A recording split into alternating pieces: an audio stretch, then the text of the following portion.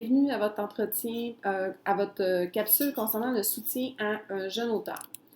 Donc, ici, à l'atelier 8, on peut être tenté de faire la correction ultime, mais le temps est nettement plus bénéfique, le temps qu'on accorde au jeune auteur est nettement plus bénéfique dans un travail de soutien qui viendra supporter un jeune auteur à découvrir lui-même ses erreurs.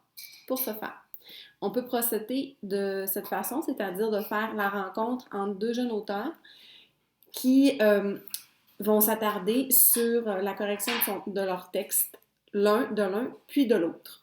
Ça, c'est une des meilleures stratégies qu'on peut faire. Restez toujours à proximité lorsque qu'il y a ce travail-là en tandem ou en diade, parce que votre but, c'est de modeler l'apprentissage.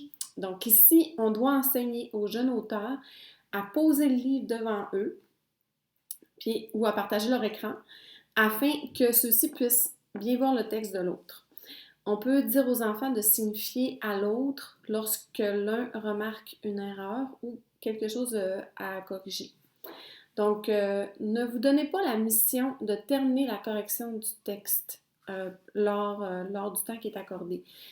Quand on a fait entre 20 et 30 minutes, c'est nettement suffisant. Puis si le texte n'est pas corrigé en entier, c'est pas grave. On peut le faire de façon personnelle. L'important ici, c'est d'utiliser le temps, ce précieux temps où est-ce que vous êtes à côté de votre jeune auteur pour enseigner une stratégie. C'est beaucoup plus payant, donc, d'utiliser ce temps-là pour faire ça, au lieu de s'ostiner sur des corrections, puis prendre ce temps-là à faire une correction impeccable. Donc, c'est vraiment de développer cette stratégie-là, puis de venir soutenir le jeune auteur pour faire ça. Donc, utilisez ce temps-là pour ça, puis oubliez les fautes pour un instant. Donc, je vous souhaite bonne chance.